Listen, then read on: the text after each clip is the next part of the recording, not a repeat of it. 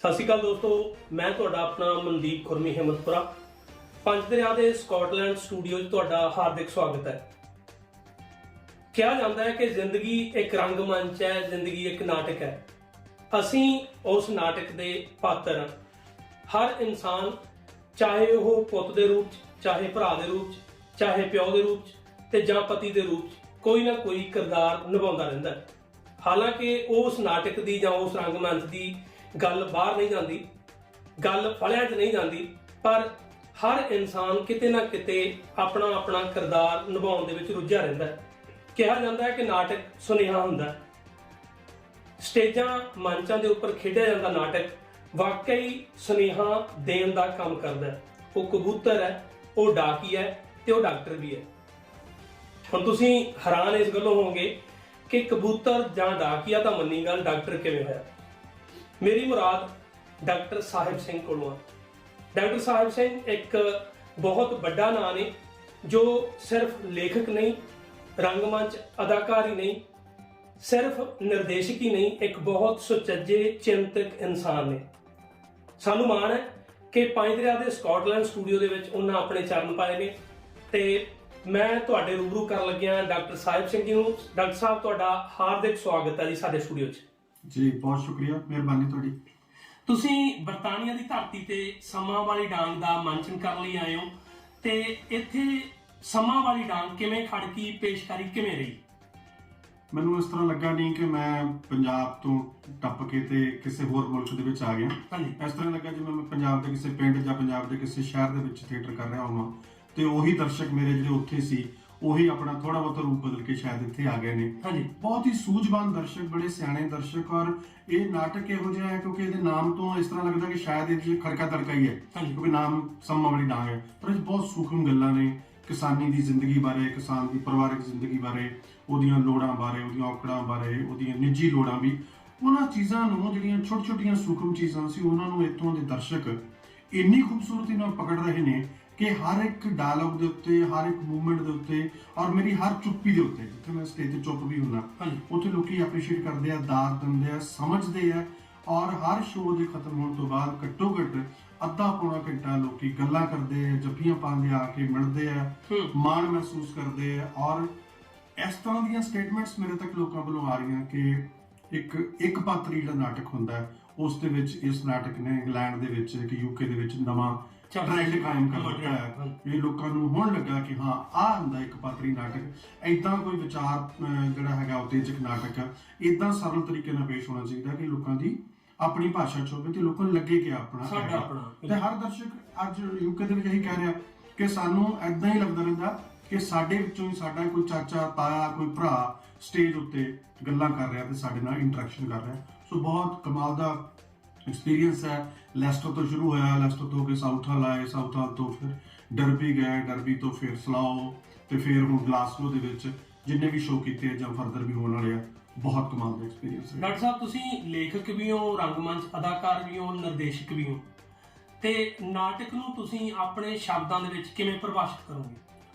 ਮੇਰੇ ਲਈ ਨਾਟਕ ਇੱਕ ਚੇਤਨਾ ਦਾ ਪ੍ਰਵਾਹ ਹੈਗਾ ਕਿ ਜਿਹੜੀ ਕਵਿਤਾ ਹੈ, ਕਹਾਣੀ ਹੈ ਜਾਂ ਲੇਖ ਹੈ, ਨਾਵਲ ਹੈ, ਉਹ ਸਾਰਿਆਂ ਨੇ ਵੀ ਲੋਕਾਂ ਨੂੰ ਚੇਤਨ ਕਰਨਾ ਹੁੰਦਾ। ਉਹ ਆਪਣੀ ਵਿਧਾ ਦੇ ਵਿੱਚ ਆਪਣੇ ਤਰੀਕੇ ਨਾਲ ਕੰਮ ਕਰਦੇ ਆ। ਜਿਹੜਾ ਨਾਟਕ ਹੈ, ਇਹ ਜਿੰਨੀਆਂ ਵੀ ਆਰਟ ਦੀਆਂ ਫਾਰਮਸ ਨੇ ਉਹਨਾਂ ਦੀ ਇੱਕ ਅਮਲਗਮੇਸ਼ਨ ਹੈ, ਇੱਕ ਮਿਸ਼ਰਣ ਹੈ। ਇਹਦੇ ਵਿੱਚ ਕਹਾਣੀ ਦਾ ਰਸ ਵੀ ਲੋਕਾਂ ਨੂੰ ਮਿਲਦਾ, ਇਹਦੇ ਵਿੱਚ ਕਾਵਿਕ ਰਸ ਵੀ ਮਿਲਦਾ, ਇਹਦੇ ਵਿੱਚ ਪੇਂਟਿੰਗ ਵਰਗੀ ਵੀ ਇੱਕ ਖੂਬਸੂਰਤੀ ਰੰਗਮੰਚ ਦੇ ਵਿੱਚ ਹੁੰਦੀ ਹੈ, ਉਹ ਸਾਰੀਆਂ ਚੀਜ਼ਾਂ। ਸੋ ਨਾਟਕ ਇੱਕ ਆਰਟ ਹੈ, ਇੱਕ ਕਲਾ ਹੈ, ਲੇਕਿਨ ਲੋਕਾਂ ਨੂੰ ਚੇਤਨ ਕਰਨ ਦਾ ਇੱਕ ਸਾਧਨ ਹੈ। ਇਹ ਸਾਰੀਆਂ ਚੀਜ਼ਾਂ ਨੂੰ ਜਦੋਂ ਇੱਕ ਕਲਾਕਾਰ ਸਮਝ ਲੈਂਦਾ, ਜਦੋਂ ਇਹ ਸਮਝ ਲੈਂਦਾ ਕਿ ਮੈਂ ਜਿੰਨਾ ਜ਼ੋਰ ਆਪਣੇ ਵਿਸ਼ੇ ਦੇ ਉੱਤੇ ਲਾਣਾ ਹੈ, ਉਹਨਾਂ ਉਸ ਵਿਸ਼ੇ ਨੂੰ ਨਿਭਾਉਣ ਵਾਸਤੇ, ਲੋਕਾਂ ਤੱਕ ਲੈ ਕੇ ਜਾਣ ਵਾਸਤੇ ਜਿਹੜੀ ਤਕਨੀਕ ਚਾਹੀਦੀ ਹੈ ਉਹਦੇ ਉੱਤੇ ਲਾਣਾ, ਫਿਰ ਸਮਝ ਲਓ ਕਿ ਉਹ ਨਾਟਕ ਜਿਹੜਾ ਹੈਗਾ ਉਹ ਸਹੀ ਇਨਸਾਫ ਆਪਣੀ ਵਿਧਾ ਨਾਲ ਵੀ ਕਰ ਰਿਹਾ ਤੇ ਆਪਣੇ ਜਿਹੜਾ ਉਹਦਾ ਪਾਠਕ ਜਾਂ ਉਹਦਾ ਦਰਸ਼ਕ ਹੈ ਉਹਦੇ ਨਾਲ ਵੀ ਕਰ ਰਿਹਾ। ਔਰ ਨਾਟਕ ਦਾ ਇਤਿਹਾਸ ਕਿਉਂਕਿ ਬਹੁਤ ਪੁਰਾਣਾ ਹੈ। ਸਾਡਾ ਪੰਜਾਬੀ ਦਾ ਭਾਵੇਂ ਨਾਟਕ ਦਾ ਇਤਿਹਾਸ ਬਹੁਤਾ ਪੁਰਾਣਾ ਨਹੀਂ ਹੈ, ਸਾਨੂੰ ਹਾਲੇ 110 ਜਾਂ 111 ਸਾਲ ਹੀ ਹੋਏ ਹੈ ਨਾਟਕ ਸਾਡਾ ਸ਼ੁਰੂ ਹੋਏ ਨੂੰ। ਪਰ ਵਰਲਡ ਲੈਵਲ ਦੇ ਉੱਤੇ, ਖਾਸ ਤੌਰ ਤੇ ਇਸ ਮੁਲਕ ਦੇ ਵਿੱਚ ਜਿੱਥੇ ਮੈਂ ਹੁਣ ਇੱਥੇ ਬੈਠਾ, ਇਹ ਨਾਟਕ ਦੀ ਬਹੁਤ ਪੁਰਾਣੀ ਪਰੰਪਰਾ ਹੈ। ਲੋਕੀ ਸ਼ੇਕਸਪੀਅਰ ਦੇ ਨਾਟਕ ਦੇਖਦੇ ਆ, ਹੋਰ ਜਿਹੜੇ ਨਾਟਕ ਬਹੁਤ ਸਾਰੇ ਦੇਖਦੇ ਆ। ਸੋ ਨਾਟਕ ਲੋਕਾਂ ਤੱਕ ਗੱਲ ਨੂੰ ਕਿਵੇਂ ਲੈ ਕੇ ਜਾਂਦਾ ਹੈ ਲਿਟਰੇਚਰ ਨੂੰ ਲੋਕਾਂ ਤੱਕ ਕਿਸ ਤਰ੍ਹਾਂ ਪੇਸ਼ ਕਰਦਾ, ਨਾਟਕ ਦੀਆਂ ਕੀ ਲੋੜਾਂ ਨੇ, ਕਿਵੇਂ ਉਹ ਇੱਕ ਤਣਾਅ ਬਿਲਡ ਕਰਦਾ ਹੈ, ਕਿਵੇਂ ਇੱਕ ਪਾਤਰਾਂ ਦੀ ਸਥਿਤੀਆਂ ਦੀ ਟੱਕਰ ਪੈਦਾ ਕਰਦਾ, ਔਰ ਫਿਰ ਅਖੀਰ ਚ ਆ ਕੇ ਇੱਕ ਸੰਦੇਸ਼ ਦਿੰਦਾ। ਉਹ ਸੰਦੇਸ਼ ਗੁੰਨਿਆ ਹੋਇਆ ਵੀ ਹੋ ਸਕਦਾ, ਉਹ ਬਹੁਤ ਸਪਸ਼ਟ ਤਰੀਕੇ ਨਾਲ ਵੀ ਹੋ ਸਕਦਾ, ਕਿਸੇ ਇਸ਼ਾਰੇ ਰਾਹੀਂ ਵੀ ਹੋ ਸਕਦਾ, ਲੇਕਿਨ ਇਸ਼ਾਰੇ ਕਰਦਾ। ਜਿਹੜਾ ਨਾਟਕ ਹੈ ਇਹਨੂੰ ਆਪਾਂ ਬਹੁਤ ਸਸਤਾ ਸਾਧਨ ਸੁਨੇਹਾ ਪਹੁੰਚਾਉਣ ਦਾ ਵੀ ਕਹਿ ਸਕਦੇ ਹਾਂ। ਹਾਂਜੀ, ਮੈਂ ਸਸਤਾ ਤਾਂ ਨਹੀਂ ਕਹੂੰਗਾ, ਸਰਲ ਜ਼ਰੂਰ ਕਹੂੰਗਾ। ਸਸਤੇ ਦਾ ਮਤਲਬ ਮੇਰੇ ਹੈ ਵੀ ਜਿਵੇਂ ਕੋਈ ਫਿਲਮ ਹੈ, ਆਪਾਂ ਕਹਿੰਦੇ ਫਿਲਮ ਵੀ ਸੰਦੇਸ਼ ਦਿੰਦੀ ਹੈ, ਪਰ ਫਿਲਮ ਤੇ ਖਰਚਾ ਕਰੋੜਾਂ ਦੀ ਲਾਗਤ ਹੁੰਦੀ ਹੈ, ਫਿਰ ਅੱਗੇ ਜਾ ਕੇ ਉਹ ਦਰਸ਼ਕਾਂ ਤੱਕ ਪਹੁੰਚਦੀ ਹੈ, ਸੁਨੇਹਾ ਮਿਲੇ ਜਾਂ ਨਾ ਮਿਲੇ, ਪਰ ਮੁਨਾਫਾ ਜ਼ਰੂਰ ਕਮਾਇਆ ਜਾਂਦਾ ਉਹਨਾਂ ਚੀਜ਼ਾਂ ਚੋਂ। ਪਰ ਨਾਟਕ ਨੂੰ ਜਿੰਨਾ ਕੁ ਆਪਾਂ ਪਿੰਡਾਂ ਦੀਆਂ ਸੱਥਾਂ 'ਚ ਚਾਹੇ ਨੁੱਕੜ ਨਾਟਕ ਦੇਖੇ ਹੋਣ, ਚਾਹੇ ਸਟੇਜਾਂ ਤੇ ਦੇਖੇ ਹੋਣ, ਪਰ ਆਪਾਂ ਇਹ ਤਾਂ ਕਦੇ ਨਾ ਕਦੇ ਜਿਹੜਾ ਸਸਤਾਪਣ, ਮੇਰੇ ਕਹਿਣ ਦਾ ਮਤਲਬ ਉਹ ਤੇ ਖਰਚੇ ਘੱਟ ਹੁੰਦੇ, ਕਹਿਣ ਦਾ ਮਤਲਬ ਸੁਨੇਹਾ ਵੱਡਾ, ਸਿੱਧਾ ਸੁਨੇਹਾ। ਉਹਦੇ ਵਿੱਚ ਮੈਂ ਦੱਸਦਾ ਕਾਰਨ ਕੀ ਹੈਗਾ। ਕਾਰਨ ਇਹ ਹੈਗਾ ਕਿ ਜਿਹੜਾ ਨਾਟਕ ਨਾਲ, ਰੰਗਮੰਚ ਨਾਲ ਜੁੜਿਆ ਹੋਇਆ ਇਨਸਾਨ ਹੈ, ਜਿਹੜਾ ਸੱਚੀ ਮੁੱਚੀ ਉਹਦੇ ਨਾਲ ਜੁੜਿਆ ਹੋਇਆ ਔਰ ਉਹਦੀ ਤਾਕਤ ਨੂੰ ਸਮਝਦਾ ਹੈ ਕਿ ਰੰਗਮੰਚ ਨਾਟਕ ਲੋਕਾਂ ਨੂੰ ਕੀ ਦੇ ਸਕਦਾ ਹੈ, ਕਿਵੇਂ ਚੇਤਨ ਕਰ ਸਕਦਾ, ਉਹ ਫਿਰ ਜ਼ਿਆਦਾ ਕਮਰਸ਼ੀਅਲ ਪਾਸੇ ਨੂੰ ਨਹੀਂ ਸੋਚਦਾ।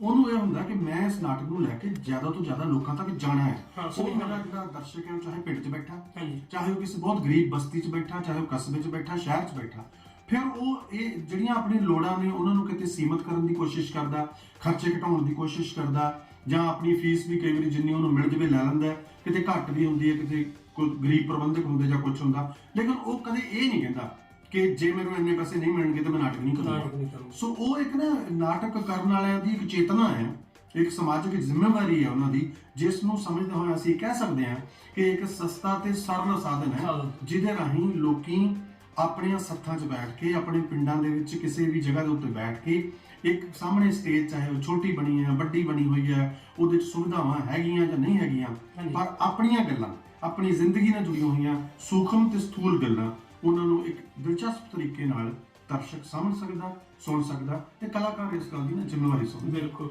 ਡਾਕਟਰ ਸਾਹਿਬ, ਜਿਵੇਂ ਮੈਂ ਬਤੌਰ ਪੱਤਰਕਾਰ ਜਦੋਂ ਕਿਤੇ ਬਾਹਰ ਕਿਸੇ ਸੱਜਣ ਨਾਲ, ਕਿਸੇ ਕਹਿ ਲਓ ਕਿ ਅਣਜਾਣ ਵਿਅਕਤੀ ਨੂੰ ਮਿਲਦੇ ਆ ਕਿਸੇ ਨੂੰ, ਤੇ ਉਹਨਾਂ ਦਾ ਸਵਾਲ ਸਾਰਿਆਂ ਤੋਂ ਪਹਿਲਾਂ ਇਹ ਹੁੰਦਾ ਕਿ ਪੱਤਰਕਾਰ ਹੋ, ਚਲੋ ਵੱਖਰੀ ਗੱਲ ਹੈ, ਬਾਈ ਜੀ ਕੰਮ ਕੀ ਕਰਦੇ ਹੋ? ਤੇ ਜੇ ਇਹੀ ਸਵਾਲ ਮੈਂ ਡਾਕਟਰ ਸਾਹਿਬ ਸਿੰਘ ਜੀ ਨੂੰ ਕਰਾਂ ਕਿ ਡਾਕਟਰ ਸਾਹਿਬ ਤੁਸੀਂ ਰੰਗਮੰਚ ਨਾਲ ਜੁੜੇ ਹੋਏ ਹੋ, ਪਰ ਕੰਮ ਕੀ ਕਰਦੇ ਹੋ?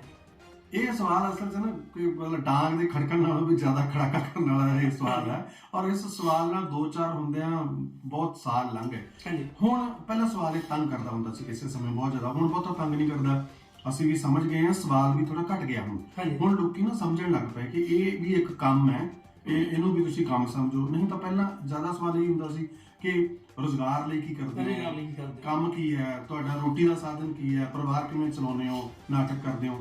ਪਰ ਅਸੀਂ ਹੌਲੀ ਹੌਲੀ ਅਭਿਆਸ ਵਿੱਚ ਪੈ ਕੇ, ਜਨੂਨ ਦੇ ਵਿੱਚ ਪੈ ਕੇ, ਆਪਣੀਆਂ ਲੋੜਾਂ ਨੂੰ ਘੱਟ ਕਰਦਿਆਂ ਵੀ, ਜਾਂ ਈਵਨ ਲੋੜਾਂ ਦੀ ਕੁਰਬਾਨੀ ਦਿੰਦਿਆਂ ਵੀ, ਸਾਡੇ ਪਰਿਵਾਰਾਂ ਦਾ ਵੀ ਬੜਾ ਸੈਕਰੀਫਾਈਸ ਹੈ ਕਿ ਉਹ ਸਾਨੂੰ ਕਿਵੇਂ ਨਾ ਕਿਵੇਂ ਬਰਦਾਸ਼ਤ ਕਰਦੇ ਆ, ਨਿਭਦੇ ਆ, ਹਨਾ। ਤੇ ਪਰ ਜਦੋਂ ਹੁਣ ਲੋਕਾਂ ਦੇ ਵਿੱਚ ਅਸੀਂ ਚਲੇ ਗਏ ਹਾਂ, ਲੋਕ ਸਾਨੂੰ ਬੇਪਨਾਹ ਮੁਹੱਬਤ ਕਰਨ ਲੱਗ ਪਏ, ਲੋਕ ਸਾਨੂੰ ਇਹ ਸਮਝਣ ਲੱਗ ਪਏ, ਲੋਕਾਂ ਨੇ ਓਨ ਕਰ ਲਿਆ ਕਿ ਯਾਰ ਇਹ ਬੰਦੇ ਨੇ ਥੀਏਟਰ ਨਾਲ ਜੁੜੇ ਹੋਏ ਬੰਦੇ, ਜਿਨ੍ਹਾਂ ਨੇ ਸਾਡੀ ਗੱਲ ਕਰਨੀ ਹੈ। ਜਦੋਂ ਕੋਈ ਨਵਾਂ ਇਸ਼ੂ ਉੱਠਦਾ, ਲੋਕੀ ਸਾਡੇ ਵੱਲ ਨੂੰ ਪਹਿਲੇ ਕੰਨ ਲਾ ਲੈਂਦੇ ਆ, ਸਾਡੇ ਵੱਲੋਂ ਅੱਖਾਂ ਤੱਕ ਲੈਂਦੇ ਵੀ ਹੁਣ ਇਹ ਕੀ ਕਮੈਂਟ ਕਰਨਗੇ, ਇਹਦੇ ਬਾਰੇ ਕੀ ਗੱਲ ਕਰਨਗੇ। ਇਹ ਬਹੁਤ ਵੱਡੀ ਅਚੀਵਮੈਂਟ ਹੈ। ਤੇ ਜਦੋਂ ਇਸ ਤਰ੍ਹਾਂ ਦੀਆਂ ਅਚੀਵਮੈਂਟਸ ਹੋ ਜਾਂਦੀਆਂ, ਜਦੋਂ ਲੋਕਾਂ ਦੇ ਨਾਲ ਤੁਹਾਡਾ ਡਾਇਰੈਕਟ ਸੰਬੰਧ ਬਣਨਾ ਸ਼ੁਰੂ ਹੋ ਜਾਂਦਾ, ਤੁਸੀਂ ਲੋਕਾਂ ਨੂੰ ਆਪਣੇ ਸਮਝ ਲੈਂਦੇ ਹੋ, ਲੋਕ ਤੁਹਾਨੂੰ ਆਪਣੇ ਸਮਝਣ ਲੱਗ ਪੈਂਦੇ। ਇੱਕ ਇਹੋ ਜਿਹੀ ਗਲਵਕੜੀ ਜਦੋਂ ਪੈ ਜਾਂਦੀ ਨਾ, ਫਿਰ ਤੁਹਾਨੂੰ ਫਿਰ ਇਸ ਸਵਾਲ ਤੋਂ ਗੁੱਸਾ ਆਉਣਾ ਬੰਦ ਹੋ ਜਾਂਦਾ। ਬੰਦਾ ਸੋਚਦਾ ਫਿਰ ਠੀਕ ਹੈ ਯਾਰ, ਤੂੰ ਅਣਜਾਣ ਹੈ, ਇਸ ਕਰਕੇ ਤੂੰ ਇਹ ਸਵਾਲ ਕਰ ਰਿਹਾ, ਨਹੀਂ ਤਾਂ ਅਦਰਵਾਈਜ਼ ਇਹ ਸਵਾਲ ਬਣਦਾ ਨਹੀਂ ਹੈ। ਪਰ ਇਹ ਜ਼ਰੂਰ ਹੈ ਕਿ ਮੈਂ ਆਪਣੇ ਦਰਸ਼ਕਾਂ ਨਾਲ ਇਹ ਗੱਲ ਜ਼ਰੂਰ ਕਰਨਾ ਚਾਹੁੰਦਾ ਕਿ ਜਿਹੜਾ ਰੰਗਮੰਚ ਦਾ ਕਲਾਕਾਰ ਹੈ, ਨਾਟਕ ਦਾ ਕਲਾਕਾਰ ਹੈ, ਉਹਦੀਆਂ ਵੀ ਉਹ ਸਾਰੀਆਂ ਜ਼ਿੰਦਗੀ ਨਾਲ ਜੁੜੀਆਂ ਹੋਈਆਂ ਲੋੜਾਂ ਹੁੰਦੀਆਂ। ਇਹ ਸਾਡਾ ਸ਼ੌਕ ਵੀ ਸੀਗਾ, ਸਾਡਾ ਇਸ਼ਕ ਵੀ ਹੈ, ਸਾਡੀ ਕਮਿਟਮੈਂਟ ਵੀ ਹੈ, ਲੇਕਿਨ ਸਾਡਾ ਪ੍ਰੋਫੈਸ਼ਨ ਵੀ ਹੈ। ਇਹਦੇ ਵਿੱਚ ਵੀ ਉਨੀਆਂ ਹੀ ਲੋੜਾਂ ਨੇ, ਇਹਦੇ ਵਿੱਚ ਵੀ ਖਰਚੇ ਹੁੰਦੇ ਨੇ, ਸਾਡੇ ਵੀ ਪਰਿਵਾਰ ਉਸ ਤਰ੍ਹਾਂ ਹੀ ਚੱਲਦੇ ਨੇ, ਸਾਡੇ ਵੀ ਬੱਚੇ ਉਸ ਤਰ੍ਹਾਂ ਹੀ ਪੜ੍ਹਦੇ ਨੇ, ਸਾਰੀਆਂ ਹੁੰਦੀਆਂ। ਸੋ ਜਿੱਥੇ ਅਸੀਂ ਮੁਹੱਬਤ ਕਰਦੇ ਹਾਂ, ਉੱਥੇ ਜ਼ਰੂਰ ਰੰਗਮੰਚ ਦੇ ਕਲਾਕਾਰਾਂ ਦੀਆਂ ਲੋੜਾਂ ਨੂੰ ਵੀ ਸਮਝਿਆ ਜਾਵੇ, ਤੇ ਉਸ ਚੀਜ਼ ਨੂੰ ਵੀ ਕਦੇ ਕੋਈ ਸਾਈਡ ਤੇ ਜਾਂ ਦਰਕਿਨਾਰ ਨਾ ਕੀਤਾ ਜਾਵੇ, ਤੇ ਬਿਹਤਰ ਹੈ ਜਿਹੜਾ ਕਿ ਹੁਣ ਬਹੁਤ ਸਾਰੇ ਲੋਕੀ ਇਸ ਗੱਲ ਨੂੰ ਸਮਝਣ ਲੱਗ ਪਏ। ਬਿਲਕੁਲ। ਡਾਕਟਰ ਸਾਹਿਬ, ਇੱਕ ਹੋਰ ਸਵਾਲ ਵੀ ਹੈ ਕਿ ਸਾਹਿਬ ਸਿੰਘ ਜੀ ਦੇ ਨਾਂ ਦੇ ਨਾਲ ਜਿਹੜਾ ਡਾਕਟਰ ਸ਼ਬਦ ਆ, ਉਹ ਕਦੋਂ ਜੁੜਿਆ ਤੇ ਕਿਵੇਂ ਜੁੜਿਆ? ਦਰਅਸਲ ਡਾਕਟਰ ਨਾਮ ਮੇਰੇ ਨਾਲ ਰੰਗਮੰਚ ਸ਼ੁਰੂ ਕਰਨ ਤੋਂ ਪਹਿਲਾਂ ਹੀ ਜੁੜ ਗਿਆ ਸੀ। ਮੈਂ ਕਿਉਂਕਿ ਮੈਡੀਕਲ ਪ੍ਰੋਫੈਸ਼ਨ ਦੇ ਵਿੱਚ ਦਾਖਲਾ ਲਿਆ ਸੀਗਾ, ਮੈਂ ਮੈਡੀਕਲ ਜਿਹੜਾ ਡਾਕਟਰ ਦੇ ਤੌਰ ਤੇ ਮੇਰੇ ਕੋਲ ਉਸ ਤਰ੍ਹਾਂ PhD ਸਕਾਲਰ ਵਾਲਾ ਡਾਕਟਰ ਨਹੀਂ ਮੇਰੇ ਨਾਮ ਨਾਲ ਲਿਖਿਆ ਹੋਇਆ। ਮੈਂ ਡਿਗਰੀ ਕੰਪਲੀਟ ਕੀਤੀ ਬਕਾਇਦਾ ਮੈਡੀਕਲ ਦੀ, ਤੇ ਮੈਂ ਪੜ੍ਹਿਆ ਕਿਉਂਕਿ ਮੈਂ ਬਹੁਤ ਲਾਇਕ ਸੀ ਵਿਦਿਆਰਥੀ ਸਕੂਲ ਦੇ ਵਿੱਚ। ਤੇ ਉਦੋਂ ਦਾ ਇੱਕ ਪੀਰੀਅਡ ਇਦਾਂ ਦਾ ਸੀ ਵੀ ਲਾਇਕ ਵਿਦਿਆਰਥੀ ਬਾਰੇ ਘਰਦਿਆਂ ਨੂੰ ਦੋ ਹੀ ਆਪਸ਼ਨ ਪਤਾ ਹੁੰਦੀਆਂ ਸੀ ਵੀ ਜਾਂ ਇਹਨੂੰ ਇੰਜੀਨੀਅਰ ਬਣਾ ਦਿਓ ਜਾਂ ਇਹਨੂੰ ਡਾਕਟਰ ਬਣਾ ਦਿਓ, ਕਿਉਂਕਿ ਪੜ੍ਹਨ ਨੂੰ ਬਹੁਤ ਹੁਸ਼ਿਆਰ ਹੈ। ਬਾਕੀ ਇੰਨੇ ਅਵੇਅਰ ਨਹੀਂ ਸੀ ਹੁੰਦੇ, ਖਾਸ ਤੌਰ ਤੇ ਪਿੰਡਾਂ ਵਾਲੇ ਬੰਦੇ ਸਾਡੇ, ਅਸੀਂ ਪਿੰਡਾਂ ਨੂੰ ਰਹਿੰਦੇ ਜੁੜੇ ਹੋਏ ਲੋਕ ਹੈ, ਪਿੰਡਾਂ 'ਚ ਜੰਮੇ ਪਲੇ ਆ, ਉਹਨਾਂ ਨੂੰ ਇਹ ਨਹੀਂ ਪਤਾ ਹੁੰਦਾ ਵੀ ਹੁਸ਼ਿਆਰ ਬੰਦਾ ਕਿਸੇ ਹੋਰ ਪਾਸੇ ਨੂੰ ਵੀ ਜਾ ਸਕਦਾ। ਯਾਨੀ ਕਿ ਸਿੱਧੀ ਦੋ ਗੱਲਾਂ ਹੁੰਦੀਆਂ ਜਾਂ ਨਾਨ ਮੈਡੀਕਲ ਤੇ ਜਾਂ ਮੈਡੀਕਲ ਦਾ। ਸੋ ਮੈਂ ਮੈਡੀਕਲ ਲੈ ਲਿਆ, ਪੜ੍ਹਿਆ, ਡਿਗਰੀ ਕੀਤੀ, ਪਰ ਡਿਗਰੀ ਦੇ ਦੌਰਾਨ ਹੀ ਮੇਰਾ ਰੁਝਾਨ ਇਸ ਪਾਸੇ ਨੂੰ ਹੋ ਗਿਆ। ਤੇ ਹੁਣ ਮਤਲਬ ਹਾਸੇ ਵਾਲੀ ਵੀ ਗੱਲ ਹੈ, ਮੇਰੇ ਬਹੁਤ ਸਾਰੇ ਦੋਸਤ ਜਿਹੜੇ ਮੇਰੇ ਸੱਚੀ ਮੁੱਚੀ ਜਿਹੜੇ ਸਕਾਲਰ ਫਰੈਂਡਸ ਨੇ, ਵਿਦਵਾਨ ਸਾਹਿਤਕਾਰ ਹੈ, ਉਹ ਮੈਨੂੰ ਹੁਣ ਇਹ ਕਹਿੰਦੇ ਹੁੰਦੇ ਆ ਕਿ ਜਦੋਂ ਤੈਨੂੰ ਕੋਈ ਇਹ ਸਵਾਲ ਪੁੱਛੇ ਵੀ ਤੂੰ ਡਾਕਟਰ PhD ਵਾਲਾ ਹੈ ਜਾ ਕੇ ਮੈਡੀਕਲ ਵਾਲਾ, ਤੂੰ ਹੁਣ ਮੈਡੀਕਲ ਵਾਲਾ ਨਾ ਕਿਹਾ ਕਰ, ਤੇ ਤੇਰੀ ਇੰਨੀ ਸਮਝ ਹੈਗੀ ਹੈ ਕਿ ਤੂੰ ਸਕਾਲਰ ਦੀ ਤਰ੍ਹਾਂ ਗੱਲ ਕਰ ਦਿੰਦਾ, ਇਸ ਕਰਕੇ ਤੂੰ ਕਹਿ ਲਿਆ ਕਰ। ਮੈਂ ਕਿਹਾ ਪਰ ਪ੍ਰੋਬਲਮ ਉੱਥੇ ਖੜੀ ਹੁੰਦੀ, ਫਿਰ ਅਗਲਾ ਪੁੱਛਦਾ ਕਿਹੜੇ ਵਿਸ਼ੇ ਤੇ PhD ਕੀਤੀ ਸੀ, ਅੱਗੇ ਤੂੰ ਜਿਹੜਾ ਮਰਜ਼ੀ ਕਹਿ ਲਿਆ ਕਰ, ਲੋਕਾਂ ਨੇ ਪ੍ਰਵਾਨ ਕਰ ਲੈਣਾ। ਪਰ ਮੇਰੇ ਨਾਲ ਮੈਡੀਕਲ ਵਾਲਾ ਡਾਕਟਰ ਜਿਹੜਾ ਹੈਗਾ ਉਹ ਜੁੜਿਆ ਹੋਇਆ। ਡਾਕਟਰ ਸਵਰਾਜਵੀਰ ਕਵੀਰ ਕਹਿੰਦੇ ਹੁੰਦੇ ਕਿ ਉਹ ਵੀ ਮੈਡੀਕਲ ਦੇ ਡਾਕਟਰ ਸੀ ਪਹਿਲਾਂ, ਵੀ ਯਾਰ ਸਾਡੇ ਨਾਂ ਨਾਲ ਡਾਕਟਰ ਕਿੱਦਾਂ ਲਾਈ ਅਸੀਂ ਬੜੀ ਕੋਸ਼ਿਸ਼ ਕਰਦੇ ਆ, ਪਰ ਉਹ ਲੈਂਦਾ ਨਹੀਂ।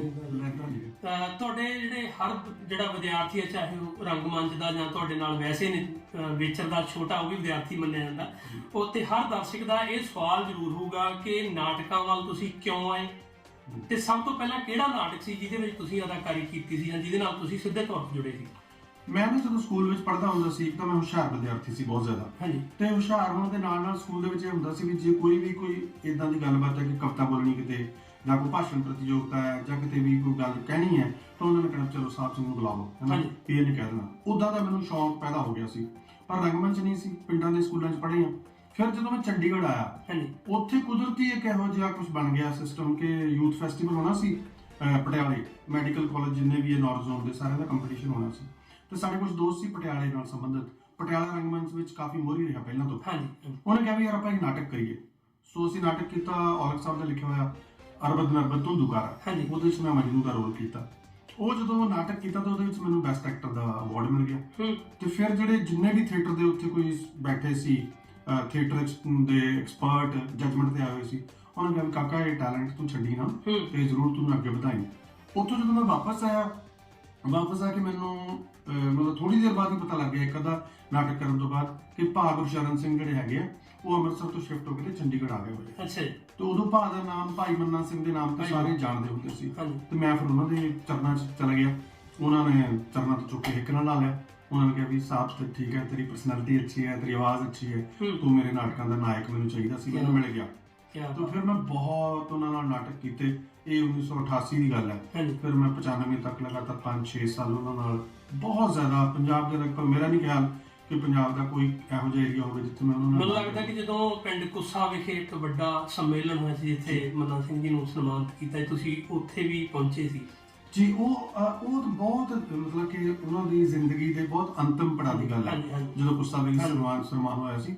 ਤੇ ਉਦੋਂ ਤਾਂ ਚਲੋ ਮੈਂ ਇੱਕ ਜਿੱਦਾਂ ਹੁੰਦਾ ਨਾ ਕਿ ਕਲਾਕਾਰ ਦੇ ਤੌਰ ਤੇ ਤੁਸੀਂ ਇੱਕ ਹੌਲੀ ਹੌਲੀ ਗਰੋ ਕਰਦੇ ਹੋ, ਫਿਰ ਤੁਸੀਂ ਆਪਣਾ ਗਰੁੱਪ ਬਣਾਉਂਦੇ ਹੋ, ਤੇ ਉਸ ਤਰ੍ਹਾਂ ਮੈਂ ਹੋ ਚੁੱਕਾ ਸੀਗਾ। ਪਰ ਉਹ ਜਿਹੜਾ ਕੁੱਸਾ ਦਾ ਤੁਸੀਂ ਜ਼ਿਕਰ ਕੀਤਾ, ਉਹ ਤੇ ਯਾਦਗਾਰੀ ਸੀ ਇੱਕ ਏਡਾ ਵੱਡਾ ਸਮਾਗਮ ਜਿੱਥੇ ਲੋਕਾਂ ਦੀ ਏਡੀ ਵੱਡੀ ਗਿਣਤੀ ਔਰ ਲੋਕੀ ਆਪਣੇ ਇੱਕ ਨਾਇਕ ਨੂੰ ਸਨਮਾਨਦੇ ਨੇ।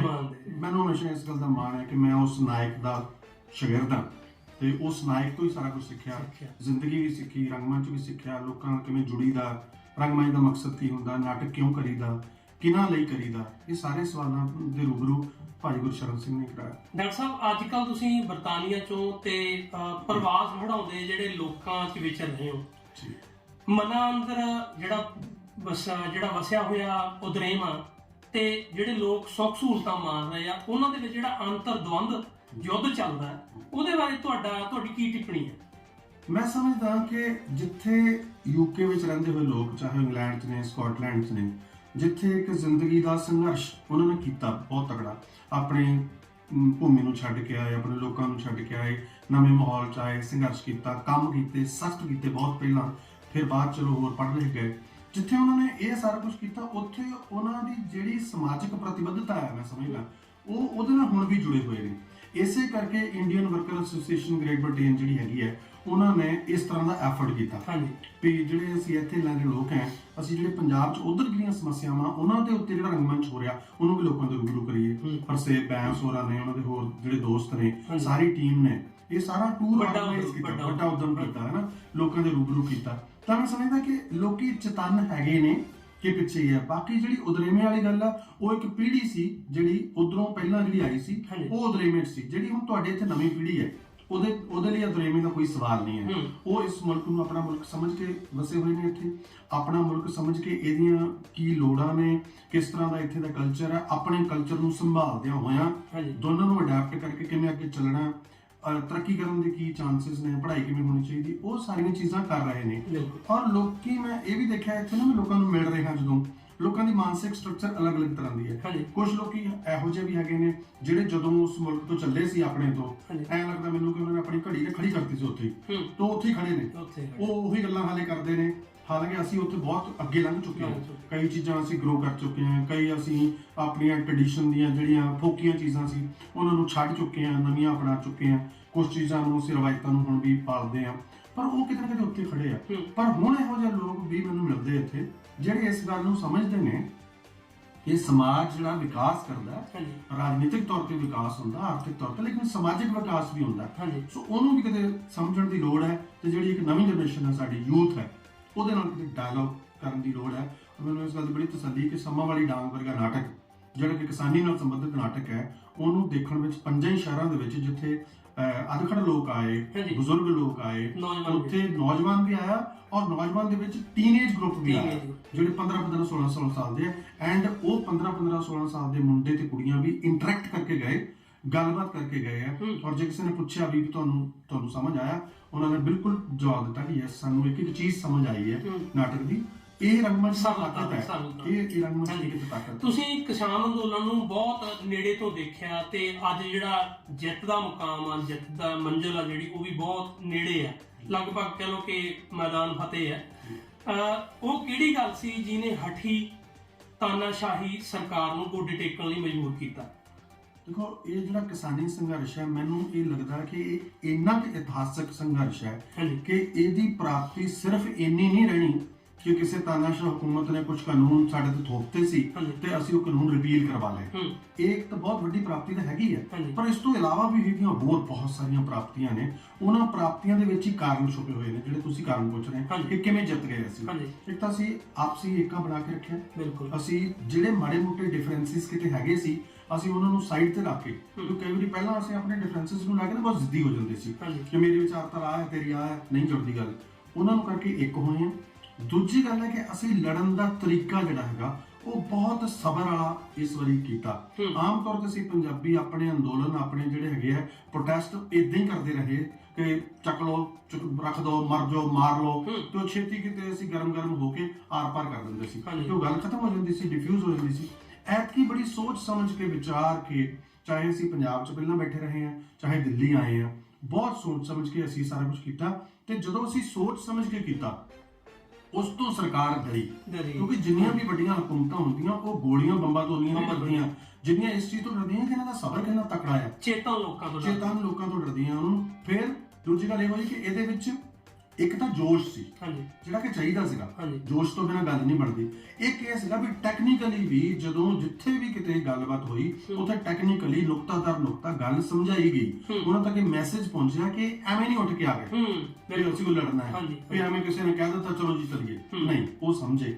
ਔਰ ਇਹਦੇ ਵਿੱਚ ਔਰਤਾਂ ਦਾ ਜਿਹੜਾ ਬਹੁਤ ਵੱਡੀ ਗਿਣਤੀ ਦੇ ਵਿੱਚ ਆਉਣਾ, ਉਹ ਹਕੂਮਤ ਨੂੰ ਹਿਲਾਉਣ ਵਾਲੀ ਗੱਲ ਸੀ, ਕਿਉਂਕਿ ਹਕੂਮਤ ਨੂੰ ਇਸ ਗੱਲ ਤੋਂ ਬਹੁਤ ਡਰ ਲੱਗਦਾ ਕਿ ਚੁੱਲ੍ਹੇ ਚੌਕੇ ਵੇਲੇ ਬੈਠਣ ਵਾਲੀਆਂ ਜਾਂ ਸਿਰਫ ਜਵਾਕ ਜੰਮਣ ਵਾਲੀਆਂ ਇਹ ਆ ਕੇ ਮੋਰਚੇ ਦੇ ਵਿੱਚ ਕਿੱਦਾਂ ਬੈਠ ਗਈਆਂ, ਪੀੜੀਆਂ ਚੁੰਨੀਆਂ ਲੈ ਕੇ ਕਿੱਦਾਂ ਬਹਿ ਗਈਆਂ ਆ ਕੇ, ਔਰ ਲਗਾਤਾਰ ਸਿਰੜ ਦੇ ਨਾਲ ਬੈਠੀਆਂ ਰਹੀਆਂ। ਇਹਦੇ ਵਿੱਚ ਯੂਥ ਵੀ ਆਏ, ਇਹਦੇ ਵਿੱਚ ਮੁੰਡੇ ਕੁੜੀਆਂ ਦੇ ਪੜ੍ਹਨ ਵਾਲੇ ਉਹ ਵੀ ਆਏ, ਸਕੂਲਾਂ ਦੇ ਸਟੂਡੈਂਟ ਵੀ ਆਏ, ਕਾਲਜ ਸਟੂਡੈਂਟ ਵੀ ਆਏ। ਔਰ ਜਿਹੜੀ ਪੰਜਾਬੀਆਂ ਦੀ ਲੰਗਰ ਦੀ ਪਰੰਪਰਾ ਹੈ, ਜਿਹੜੀ ਸਾਨੂੰ ਬਾਬੇ ਨਾਨਕ ਨੇ ਕਿਤੇ ਸਾਨੂੰ ਵਿਰਸੇ 'ਚ ਦਿੱਤੀ ਹੈ ਕਿ ਅਸੀਂ ਵੰਡ ਕੇ ਛਕਦੇ ਹਾਂ, ਉਹ ਜਿਹੜਾ ਮੈਸੇਜ ਅੰਤਰਰਾਸ਼ਟਰੀ ਪੱਧਰ ਤੇ ਗਿਆ ਹੈ ਕਿ ਅਸੀਂ ਇੰਨੀ ਮੁਸ਼ਕਲ ਦੇ ਬਾਵਜੂਦ, ਇੱਕ ਮੁਸੀਬਤ ਵਾਲੀ ਜਗ੍ਹਾ ਦੇ ਉੱਤੇ ਬੈਠਣ ਦੇ ਬਾਵਜੂਦ, ਜਿੱਥੇ ਕਿ ਬੈਠਣਾ ਆਮ ਹਾਲਤਾਂ ਵਿੱਚ ਮੁਨਾਸਬ ਨਹੀਂ ਹੈ ਕਿ ਤੁਸੀਂ ਸੜਕ ਦੇ ਕੰਢੇ ਬੈਠੇ ਹੋ ਤੇ ਨਾਲ ਹੀ ਤੁਹਾਡੇ ਸੀਵਰੇਜ ਤੁਰੀ ਹੋਈ ਹੈ, ਉੱਥੇ ਮੱਖੀ ਮੱਛਰ ਹੈ, ਗੰਦ ਵੀ ਹੈ, ਉਹ ਸਾਰੇ ਕੁਝ ਵਿੱਚ ਤੁਸੀਂ ਬੈਠੇ ਹੋ, ਮੱਖੀ ਮੱਛਰ ਬਰਸਾਤ ਸਾਰਾ ਕੁਝ ਹੈਗਾ ਤੇ ਉਹਦੇ ਵਿੱਚ ਵੀ ਤੁਸੀਂ ਹੱਠ ਨਾਲ ਬੈਠੇ ਹੋ, ਸਬਰ ਨਾਲ ਬੈਠੇ ਹੋ। ਤੁਸੀਂ ਕੋਈ ਉਦਾਂ ਦੀ ਘਟਨਾ ਨਹੀਂ ਕਰ ਰਹੇ ਜਿਹਦੇ ਨਾਲ ਐ ਲੱਗੇ ਵੀ ਯਾਰ ਇਹ ਪਤਾ ਨਹੀਂ ਕੌਣ ਐਲੀਮੈਂਟ ਨੇ। ਅੰਤਰਰਾਸ਼ਟਰੀ ਪੱਧਰ ਤੇ ਪੰਜਾਬੀਆਂ ਦੀ ਖਾਸ ਤੌਰ ਤੇ ਇੱਜ਼ਤ 'ਚ ਵਾਧਾ ਹੋਇਆ ਇਸ ਮੋਰਚੇ ਰਾਹੀਂ ਕਿ ਯੈਸ ਯਾਰ ਇਹ ਸਿਆਣੇ ਲੋਕ ਨੇ। ਫਿਰ ਦੇਖੋ ਅਸੀਂ ਪੰਜਾਬ ਤੋਂ ਚੱਲੇ, ਹਰਿਆਣੇ ਵਾਲੇ ਨਾਲ ਜੁੜੇ, ਸਾਡਾ ਹੀ ਆਂਦੇ ਨੇ, ਅਸੀਂ ਭਰਾ ਹੀ ਆ। ਫਿਰ ਯੂਪੀ ਵਾਲੇ ਨਾਲ ਆਏ, ਮਹਾਰਾਸ਼ਟਰ ਵਾਲੇ ਆਏ, ਹੋਰ ਸਟੇਟਾਂ ਵਾਲੇ ਆਏ। ਪੰਜਾਬ ਨੇ ਲੀਡ ਕੀਤਾ ਇਸ ਮੋਰਚੇ ਨੂੰ, ਲੇਕਿਨ ਇਹ ਹੌਲੀ ਹੌਲੀ ਮੋਰਚਾ ਸਾਰਿਆਂ ਦਾ ਮੋਰਚਾ ਬਣ ਗਿਆ ਜਿੱਥੇ ਵੀ ਕੋਈ ਕਿਰਤੀ ਵਰਗ ਬੈਠਾ। ਇਸ ਤਰ੍ਹਾਂ ਦੇ ਬਹੁਤ ਸਾਰੇ ਕਾਰਨ ਨੇ ਔਰ ਵਿੱਚ ਇਹਦੇ ਵਿੱਚ ਇੱਕ ਵੱਡਾ ਕਾਰਨ ਇਹ ਵੀ ਰਿਹਾ ਕਿ ਜਦੋਂ ਅਸੀਂ ਪੰਜਾਬ ਦੇ ਵਿੱਚ ਇਹੋ ਜਿਹੇ ਮਾਹੌਲ ਦੇ ਵਿੱਚੋਂ ਗੁਜ਼ਰ ਰਹੇ ਸੀ ਕਿ ਨਿਰਾਸ਼ਾਜਨਕ ਮਾਹੌਲ, ਜਿੱਥੇ ਲੱਗਦਾ ਸੀ ਯਾਰ ਯੂਥ ਵਿਗੜ ਗਈ, ਹੁਣ ਕੁਝ ਹੋਣਾ ਨਹੀਂ, ਸਰਕਾਰਾਂ ਜੋ ਮਰਜ਼ੀ ਕਰੀ ਜਾਣ, ਕਿਸੇ ਨੇ ਬੋਲਣਾ ਨਹੀਂ, ਉੱਥੇ ਉਹ ਸੰਘਰਸ਼ੀਲ ਧਿਰਾਂ ਜਿਹੜੀਆਂ ਉਦੋਂ ਵੀ ਸਬਰ ਦੇ ਨਾਲ ਲੋਕਾਂ ਦੇ ਵਿੱਚ ਜਾਂਦੀਆਂ ਰਹੀਆਂ, ਲੋਕਾਂ ਨੂੰ ਬਾਰ-ਬਾਰ ਕਹਿੰਦੀਆਂ ਰਹੀਆਂ ਕਿ ਨਹੀਂ, ਲੜਦੇ ਰਹੋ, ਸੰਘਰਸ਼ ਕਰਦੇ ਰਹੋ, ਇਹ ਦੁਸ਼ਮਣ ਨੂੰ ਪਛਾਣੋ ਆਪਣੇ ਨੂੰ, ਆਪਾਂ ਜਿੱਤਾਂਗੇ ਜ਼ਰੂਰ ਕਿਸ ਦਿਨ। ਜਿਹੜੇ ਉਹਨਾਂ ਦਾ ਮਜ਼ਾਕ ਉਡਾਉਂਦੇ ਸੀ ਕਿ ਪਤਾ ਨਹੀਂ ਕਿਹੜੀ ਜਿੱਤ ਦੀ ਗੱਲ ਕਰਦੇ ਆ, ਜਿਹੜੀ ਉਹਨਾਂ ਨੇ ਐਕਸਰਸਾਈਜ਼ਸ ਕੀਤੀ ਸਾਲਾਂ ਬੱਧੀ, ਜਿਹੜਾ ਲੋਕਾਂ ਦੇ ਵਿੱਚ ਉਹ ਜਾਂਦੇ ਰਹੇ, ਲੋਕਾਂ ਨੂੰ ਕਿਤੇ ਨਾ ਕਿਤੇ ਚੜ੍ਹਦੀ ਕਲਾ 'ਚ ਰੱਖਿਆ, ਉਹ ਸਾਰੇ ਕੁਝ ਤਾਂ ਕਿਤੇ ਇੱਥੇ ਕਲਾਈਮੈਕਸ ਨਹੀਂ ਟੁੱਟਣ ਦਿੱਤਾ। ਲੋਕਾਂ ਨੂੰ ਇਹ ਕਹਿ ਕੇ ਨਹੀਂ, ਹਰ ਇੱਕ ਦੁਸ਼ਮਣ ਨਾਲ ਲੜਿਆ ਜਾ ਸਕਦਾ, ਆਪਣੀ ਚੀਜ਼ਾਂ ਨੂੰ ਪਛਾਣੋ। ਤੇ ਮੈਂ ਸਮਝਦਾ ਇਸ ਮੋਰਚੇ ਤੋਂ ਬਾਅਦ ਚਾਹੀਦਾ, ਮਤਲਬ ਮੇਰੀ ਇੱਛਾ ਹੈ ਕਿ ਇਸ ਮੋਰਚੇ ਤੋਂ ਬਾਅਦ ਲੋਕੀ ਇਹ ਜਿਹੜੀ ਚੇਤਨਾ ਹੁਣ ਉਹਨਾਂ ਦੇ ਅੰਦਰ ਜਾਗੀ ਹੈ, ਇਸ ਨੂੰ ਬਰਕਰਾਰ ਰੱਖਣ, ਇਸ ਨੂੰ ਅੱਗੇ ਲਾਭ ਵਧਾਉਣ।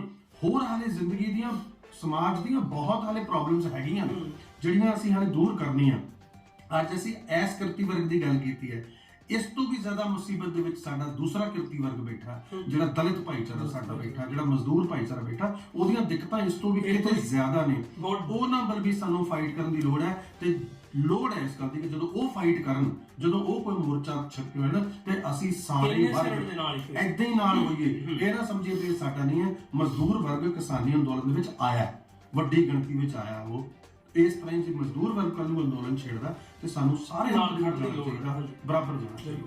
ਡਾਕਟਰ ਸਾਹਿਬ, ਤੁਸੀਂ ਆਪਣੇ ਕੀਮਤੀ ਸਮੇਂ ਦੇ ਵਿੱਚੋਂ ਬਹੁਤ ਜ਼ਿਆਦਾ ਕੀਮਤੀ ਸਮਾਂ ਪੰਜ ਦਰਿਆ ਦੇ ਝੋਲੀ ਪਾਇਆ। ਅਸੀਂ ਤੁਹਾਡੇ ऋणी ਵੀ ਰਵਾਂਗੇ ਤੇ ਤੁਹਾਡੇ ਪਿਆਰ ਦੀ ਦਾਦ ਵੀ ਦੇਵਾਂਗੇ। ਤੇ ਜਾਂਦੇ ਜਾਂਦੇ ਜਿਹੜਾ ਆਖਰੀ ਸਵਾਲ ਮੇਰਾ ਕਰਨ ਨੂੰ ਤੁਹਾਨੂੰ ਮਨ ਨਹੀਂ ਕਰਦਾ, ਦਿਲ ਕਰਦਾ ਕਿ ਲੰਮੀਆਂ ਗੱਲਾਂ ਬਾਤਾਂ ਹੁੰਦੀਆਂ ਰਹਿਣ, ਪਰ ਤੁਸੀਂ ਜਿਹੜੇ ਬਰਤਾਨੀਆ ਦੀ ਧਰਤੀ ਤੇ ਵਸੇ ਪੰਜਾਬੀ ਆ, ਉਹਨਾਂ ਨੂੰ ਕੀ ਸੁਨੇਹਾ ਦੇਣਾ ਚਾਹੋਗੇ ਇੱਕ ਨਾਟਕਕਾਰ ਵਜੋਂ? ਮੈਂ ਤੇ ਇੱਕੋ ਹੀ ਗੱਲ ਜ਼ਰੂਰ ਕਹਿਣੀ ਚਾਹਾਂਗਾ ਕਿ ਤੁਸੀਂ ਮੈਨੂੰ ਬਹੁਤ ਭਾਵੁਕ ਕੀਤਾ ਹੋਇਆ, ਤੁਸੀਂ ਮੈਨੂੰ ਬਹੁਤ ਜਜ਼ਬਾਤੀ ਕੀਤਾ ਹੋਇਆ। ਜਿਸ ਤਰ੍ਹਾਂ ਦਾ ਪਿਆਰ ਤੁਸੀਂ ਦੇ ਰਹੇ ਹੋ, ਹਰ ਤਰ੍ਹਾਂ ਦਾ ਪਿਆਰ, ਮਤਲਬ ਇਹ ਨਹੀਂ ਕਿ ਜਿਨ੍ਹਾਂ ਘਰਾਂ 'ਚ ਮੈਂ ਰਹਿ ਰਿਹਾ ਉੱਥੇ ਵੀ ਬੜੀ ਮੁਹੱਬਤ ਮਿਲ ਰਹੀ ਹੈ, ਤੇ ਜਦੋਂ ਮੈਂ ਸਟੇਜ ਤੇ ਹੁੰਦਾ, ਜਿਸ ਤਰ੍ਹਾਂ ਤੁਸੀਂ ਮੈਨੂੰ ਦੇਖਦੇ ਹੋ, ਸੁਣਦੇ ਹੋ, ਮੇਰੇ ਨਾਲ ਜੁੜਦੇ ਹੋ, ਤੁਸੀਂ ਫਰੈਂਡ 'ਚ ਮਿਲਦੇ ਹੋ, ਉਹ ਮੁਹੱਬਤ ਹੈ ਜਿਹੜੀ ਉਹਨੂੰ ਬਣਾਈ ਰੱਖਿਓ।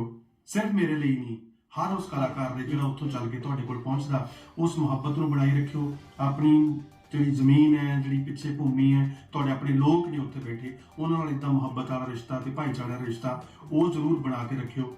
ਤੇ ਰੰਗਮੰਚ, ਮੈਂ ਖਾਸ ਤੌਰ ਤੇ ਕਹਿਣਾ ਚਾਹੂੰਗਾ, ਰੰਗਮੰਚ ਨੂੰ ਜਿੰਨਾ ਪਿਆਰ ਕਰ ਸਕਦੇ ਹੋ, ਜਿੰਨੀ ਸਪੋਰਟ ਉਹਦੀ ਕਰ ਸਕਦੇ ਹੋ, ਉਹ ਜ਼ਰੂਰ ਕਰੋ, ਕਿਉਂਕਿ ਇਹ ਇੱਕ ਕਲਾ ਦਾ ਐਸਾ ਰੂਪ ਹੈ ਜਿਹੜਾ ਹਮੇਸ਼ਾ ਆਪਣੇ ਲੋਕਾਂ ਨਾਲ ਖੜਿਆ। ਉਹ ਲੋਕ ਭਾਵੇਂ ਪੰਜਾਬ 'ਚ ਬੈਠੇ ਹੋਣ, ਚਾਹੇ ਦਿੱਲੀ ਬੈਠੇ ਹੋਣ, ਚਾਹੇ ਫਿਰ UK 'ਚ ਬੈਠੇ ਹੋਣ, ਉਹਨਾਂ ਦੇ ਨਾਲ ਖੜਿਆ।